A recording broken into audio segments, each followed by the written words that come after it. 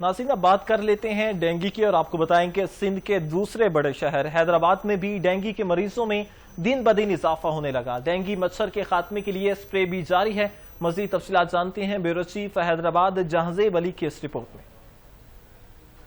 सिंध के दूसरे बड़े शहर हैदराबाद में डेंगू की वबा बड़ी तेजी से फैल रही है, जिसकी वजह से सरकारी और निजी अस्पतालों में डेंगू मच्छरों के शिकार से मरीजों की तादाद में दिन ब दिन इजाफा होता जा रहा है। जो जिले हुकूमत है उसको जिस तरीके से इसकी तरफ तवज्जो देनी चाहिए, वो जैसे हैदराबाद में जिस तरीके से बड़ी तेजी के साथ जो है डेंगू वायरस जो है वो फैल रही है, हजारों की तादाद में मरीज जो है वो डेंगू मर्ज में मुब्तला है। भाईजान, मैं ये बोलूंगा कि असल में गवर्नमेंट ऐसा स्प्रे करे इतना अच्छा कि डेंगू फैले ही नहीं, तो ताकि इतना मसला नहीं हो।